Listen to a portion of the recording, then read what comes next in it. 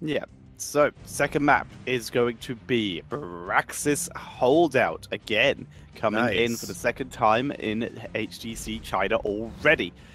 So far, we can see Wukong Gaming have not played it. Whereas SPT, this is one of the maps they've run. They've run some of their interesting comps. This is the one where they ran the Zagara most often, for example. So we could be seeing that from them. However, Wukong could, in theory, run a very heavy 4-man here and get an advantage. Like, this isn't a full 5-man teamfight map, but it can be one where you could force 4-man teamfights very efficiently. That's a really, really good point. And remember last game, when Wukong Gaming looked the strongest, it was in those laning phases. It was when they isolated Genji, killed him off with a nice knockback by ETC and the Roots follow-up. So, as you pointed out, Tetcher, this might be a good map for them because Braxis Holdout is known to have very long and stable laning phases. There's not a lot of rotating going on early on before the beacons arrive. So this might be exactly what they need. A strong 4-man lane, a strong solo laner, maybe a hero to rotate every now and then. Globals are available, of course, for that. Genji can just jump over terrain in order to achieve that. So let's see what they're going to come up with. Indeed. For now, we're into the bans. People taking their times for it for the moment. Yeah. So Braxis Holdout is very interesting in a way that it enables a lot of heroes that are not really seen that often on other battlegrounds. Latem Morales, for example, she basically is almost exclusively seen on this battleground. We saw her yesterday, didn't work out so well, but the core strength is still there. Zagara, as you pointed out, still a very common sight here, and yeah, that doesn't surprise me. The respect ban against Melody C, very well deserved, and a very smart choice in my opinion by Wukong Gaming. Yeah, very strong indeed. The Dahaka ban, Dahaka and Genji bans, both very impactful. So now let's see what SPT are going to start with. Uther has been left open. He can be played around as a first pick, but he's just so good. He's so hard to just give up. Yeah, you just can't really neglect the Uther. Not only is he strong by himself, has a lot of crowd control, is pretty hard to take down, but he also enables a lot of those melee assassins. But the Vala, that already caters towards a potential double support comp. Yeah, but I mean like a noob. A Uther. Yeah. A Greymane. Still, it's China, bro. It's China. They're still valuing the Vala like hardly any other region. I know. The legacy of Xingxi. Sure. I guess. So, Wukong, Uther a noob. For the love of God, please.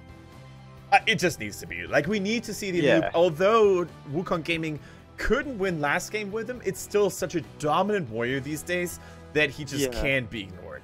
If you want to be a super troll, then you could, in theory, just go for like Uther Ariel and then just pick like energy generators and hope that SPT don't pick him away. Speaking of which, Gul'dan needs to be a top priority on this map. Yeah, I would say so. If he is going to be picked at all. Nope, there we go. So Ariel, steal it away. That's not Ariel! Oh, no! Wukong Gaming! So Uther ignored, Ariel ignored. And they can pick both now. Morales. They can pick both with Vala if they wanted to. Oh boy. Or they could pick one of them with Tassadar. They have so many options. The prioritization of Morales in China really does confuse me sometimes. I love it, but it does confuse me so much. Laning phase, it's an incredible support. Not as much in team fights, but in terms of laning, it's dominant as all hell. And it is, especially as you said during the mid and late game, it's just so vulnerable to any form of flank. And there we go. SPT's like, thank you very much. We're going to take those two top tier picks with pleasure. I mean, if you insist, you're too kind. You spoiled me, Ambassador. But that is... Just looking at these two lineups, I look at SPT from these first 3 picks, and I say, professional team. I look at Wukong's first 2 picks, and I say...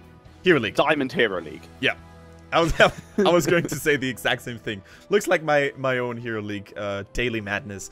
Now, not all is bad about Morales, though. As you said, she's a formidable laner, especially pre-level 10. She has the most absurd solo target healing that you could possibly imagine, and that pairs off pretty well with Gul'dan, who's constantly draining his own health pool to get new mana.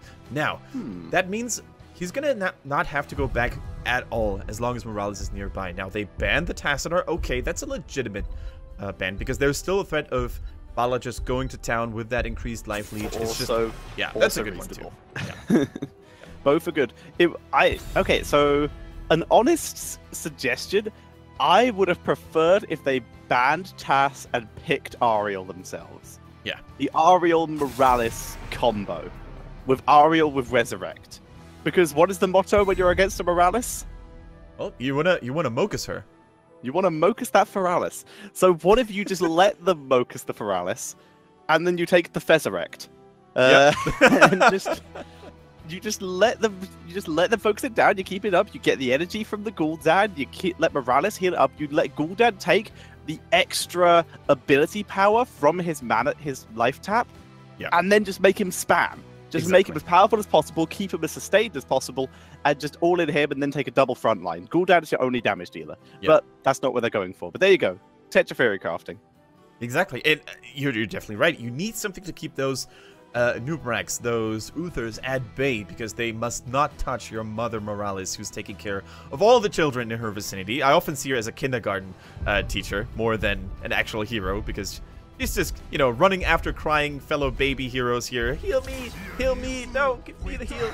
It's just sometimes very tedious and stressful to play her. Alright, well, we see his Stitches here.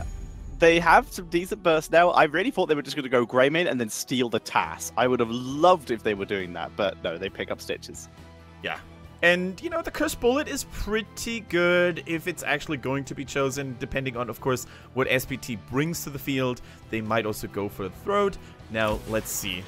Illidan? Okay, wow. And that's exactly the kind of sticky target you want to have at that Morales. It needs to be TAS. Yeah. Please, TAS or Zarya. Yes, baby. There we go. There we go. See, SPT's draft, everything they pick makes sense, other than the Vala first pick, but even so, their comp fits around it beautifully. That looks fine.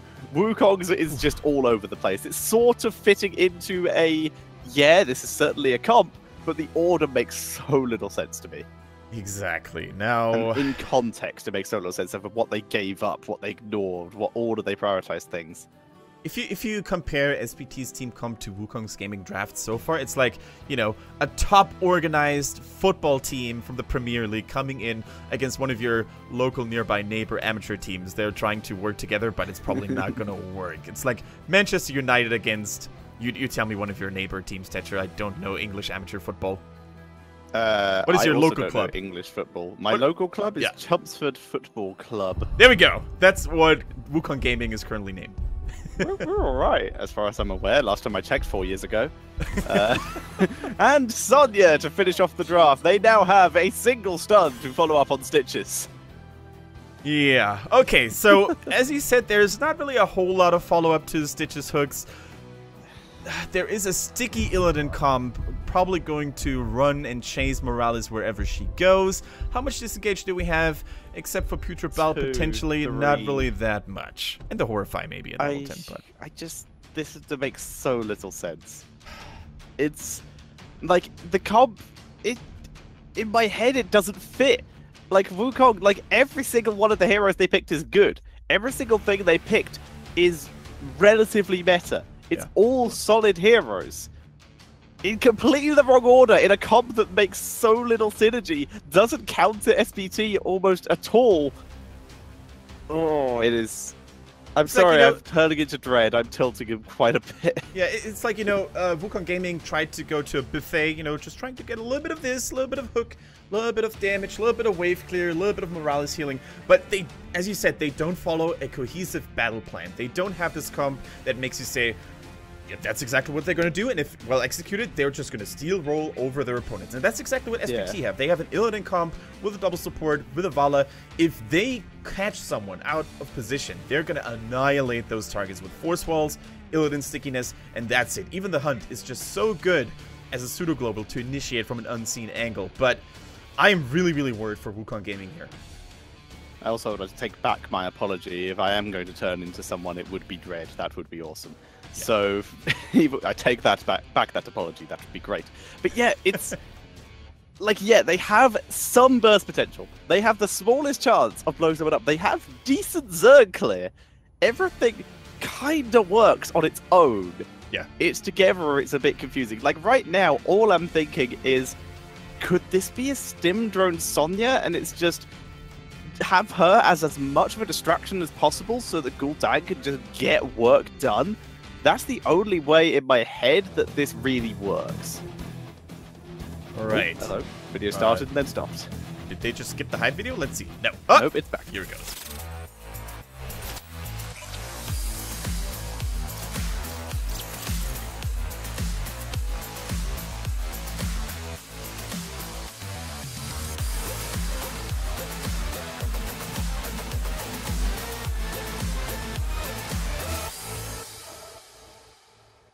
Alright, I just can't see enough of that hype video. It's so good. But let's get to the nitty-gritty and let's introduce the teams here on Brex's Holdout. On the left-hand side, we get to see the underdogs. Can they close it out? Can they tie the game and snatch at least 1 point? Is Wukong Gaming with Ailing on that Greymane. We see Laohu on the Gul'dan. We see Diao on the Sonya. Zero on the Stitches. And the support Moon on Lieutenant Morales.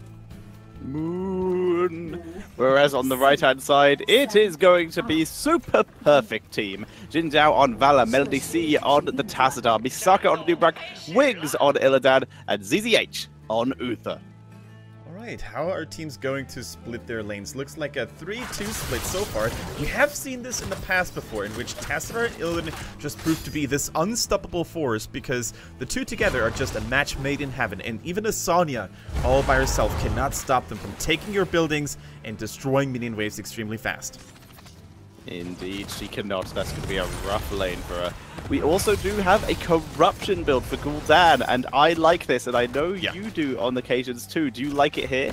I do like it here, because I think that, you know, the additional burst damage coming in from the Fell Flame build is nice, but I think they need to win this lane by poking them down and forcing them to go back as quickly as possible, and that's normally where the E build, the corruption build, shines a little bit more.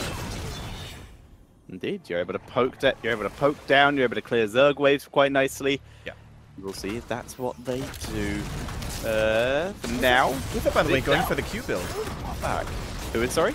Uther going for the Q build here, by the way, which is a little bit more less standard than the W build. Yeah, W build is a little bit more standard because you can spread the armor a bit more. The Q build is going to allow him to follow Illidan, I guess, because you get the extra range when you complete the quest. True. That's the logic I can understand. That's a good point. Well, that Stitch's hook was a little bit misaimed, hit the wall, but it, you know, just hit that wall really hard. Now, both teams are making good progress destroying the enemy team's base here. However, Sonya is going to have to teleport back because she took a lot of damage in the process here, and that could be quite the disaster. You don't want to give Illidan free reign over your buildings. Going. Oh my goodness, look at how much he's going to hammer down that fort. Tassadar, even with his unlimited power, is only just there to support the Illidan.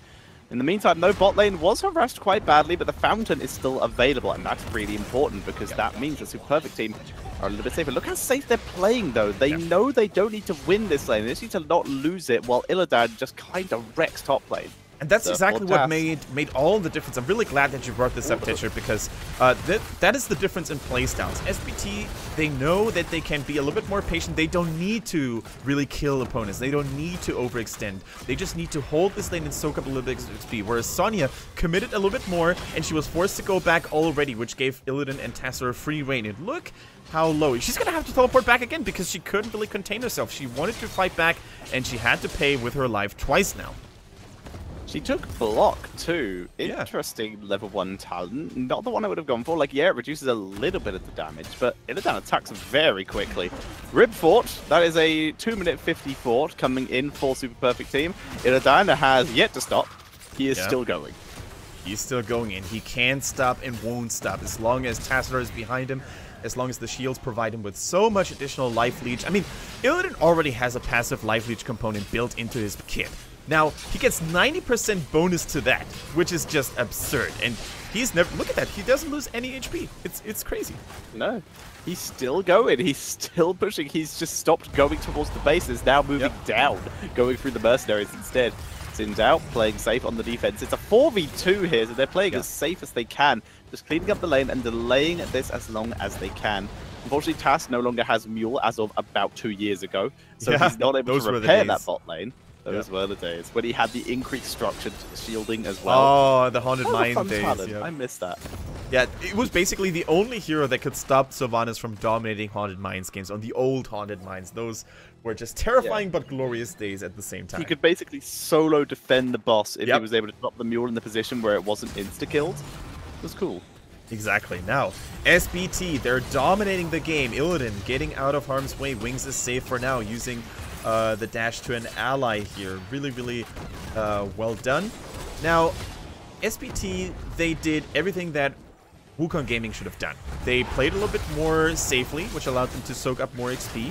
They had the stronger solo lane, the stronger dual lane, excuse me, just applying so much pressure. And Wukong Gaming, I think instead of just, you know, stubbornly trying to get something done in the bottom lane, they should have sent someone up there to support Sonya, because it was pretty obvious that they would not be able to get the bottom for it anytime soon. Yeah, Sonya's actually going to be able to at least neutralize this beacon temporarily, but now what? She has no fort to retreat to. She needs to really either fight or get help. Good luck running away from Illidan. She's getting help from the wrong team. Guess what? It's a noob. As she's getting focused down. It's going to be another whirlwind target. Here comes the reinforcements. Finally! Ailing coming in, but it's not enough. You just gotta have to wonder, like, they didn't even get the bottom for it in the meantime. What was Wukong Gaming doing there? They didn't try to help Sonya. In fact, it was a Nuabrek who arrived first. They didn't use this time to pressure down the building because they have no burst damage except for Greymane. And this is it's just insane how they're being so inefficient in that bottom lane. I really hate to bash on a team like that, especially when it's a new team that plays on a, you know, professional stage for the first time. But Wukong Gaming just makes the wrong decisions over and over again. Yes, indeed. We are not here to sugarcoat for you. We are here to call you the action as it happens. And right now, the action as it happens, even though they have Morales Wukong Gaming and needing a medic for their own play, as they are pulling back, they need to defend the Zerg wave. This is a saving grace. They have a slab build Stitches. They have a Gul'dan. They have lots of poke potential. They're going to be able to clear this up fairly reasonably, assuming that this doesn't happen. They get dived. We see a cleanse used onto Ailing, allowing him to pull back though. Yeah, strong wave clear is the only saving grace that Wukong Gaming here has. With the Gul'dan, with the Stitches build, going full slam here, you pointed it out, but they're not really getting it done here. We see a huge focus coming in here on Gul'dan, the cleanse. Morales value. Okay. So Stitches. You know, sometimes you have to mash your Q button on different targets when you're playing Morales. Just can't leave it on the same target over and over again. But Stitches ends up falling. Sonya at least was getting some value in the top lane, but she's going to have to recall because guess what? There's an apocalypse of Zergs and enemy team members knocking at your bottom front door. Only the Guardians left and the Goliath. Hunt is available. Kill is acquired. Greymane immediately getting killed off. A new burrows in, trying to look for another one, but it can't find it. But now the Cocoon is ready. Force Wall is ready. They are in the position to try and grab another member, but Misaka dropping a little bit low. They might not want to get themselves caught out with the Guardians starting to get a little bit of poison. In comes the Cocoon, which actually has a shield on it. What? As they begin to move in, they focus down onto Morales and get her. Oh no. It looks like that little shield animation carries in. Hunt as well. That's another one. That's another one. But in exchange, they get Valor. Okay, so here's something that many support players, or should I say that... it was a nice attempt here, but he ends up falling in the process. It just doesn't look good for Wukong Gaming. They're getting steamrolled over by the Zergs and, of course, SPT as a whole. Now, you saw the positioning of Morales. She was on the right-hand side of the bottom keep, whereas the rest of her team was on the left-hand side, being pressured back. And while it is sort of tempting to be, you know, a little bit further back from your allies as a Lieutenant Morales, you never want to leave yourself open to an enemy attempt engage just like that. You always want to have your allies in front of you, not next to you. It's good when they're a little bit further away, but it needs to be in front of you. Otherwise, Illidan is just going to use the hunt on you, that your allies can't reach you in time. And that was just a really basic mistake in terms of positioning there, I feel. Okay. Wukong Gaming need to do something drastic to win this game. Yes. They are not going to out macro SPT. Exactly. They're not going to win the lanes versus SPT. Gorge. Hello. Through the wall just expiring in time. Ailing actually able to escape there. But they need Gorge, they need Horrify, they need Leap, they need Go for the Throat. Maybe the Cursed Bullet would be fine. And Morales needs to take Medivac to not die. Exactly. Maybe still going to give to Sonya, just give her a chance, but she's not going for an auto attack build. She's not going to be using it. Exactly. As you said, they need to go full risk in here. Sonya, of course, falling again. They need to go for the throat. I'm okay with that against the Illidan to basically get some extra damage done while he's evading attacks. But they go for Berserk, which is something I don't agree with. I would have loved to see a more, you know, hard-hitting approach here because, as you said, they're not going to win in the macro game. They need to force something right now, and they need to blow up SPT over and over again. Purify is good. Doesn't get a huge amount as they focus down Stitches. SPT, without losing a member, continue to move in. It's currently 1 kill to 9, looking to make it 10 as they chase down Greymane. The Strafe coming in for the damage. Divine Shield of down as it expires. He pulls back out of danger. Valor dodging the corruption. They don't get the keep, but they were able to get a kill, making themselves still at that 1 to 9. I just want to highlight those Force Walls, by the way. They have been on point. Not only are they using it very well with the Illidan engage by the Hunt, but also they just block the entrance, they block potential flight pass as well. So SPT is really using their, you know, the utility heroic abilities to the fullest. They deny the enemy team access to engage on them, but they also use it to lock people down, especially Greymane in that top lane was just, you know, the perfect example. Now, what can Wukong Gaming do? There is not a whole lot they can do because they're behind 1 talent, they're down a keep, everything is against them, so they need to catch someone and they need to blow it up quickly. Ideally by being all 5 together, but they're not. They're using 2 members to deal with the mercenary wave, while 3 of them are trying to engage using Putrid Bile. It's just very, very uncoordinated, it feels. Yeah, they're not able to get what they want. Sonya now in a bit of danger, gets stunned and force-walled. Helping Hand finds a beetle. It's a nice... yeah. It's nice to catch tried. a beetle every now and then. Maybe it was a love bug. Oh, oh dear. And that's how you use force-wall. As we see, on the bright side, SPT are putting on a clinic. As they take down Sonya as well, they are killing off Stitches nice and easy. Not a huge amount to say about that. That was just nice body blocking, nice engagements overall. SPT showing us how you play the game and how you play the map. Absolutely exactly. beautifully. And they also show you how to have a battle plan, how to draft accordingly, and how to execute that battle plan flawlessly. Now, welcome to HGC China, Wukong Gaming. I know it's been a rough start, but the only... The only good news on the horizon here for Wukong Gaming, who go down 0-2 against SPT, is that they probably had to face one of the tougher opponents in the league, because SPT is here to make a claim for rank number 1. They came out swinging and they just dismantled Wukong Gaming. Nicely done by Super Perfect Team. Wukong Gaming, lot of work to do before they are able to step up into that top, higher end of the table. For now, they remain at the bottom of the table with 0 points, whereas Super Perfect Team, with a game in hand, mind you, moved to the top of the table with 4 points as they got a 1-1 and a 2-0. People still don't appear to know where to stand here, but either way, they are underway now. Nicely done by them.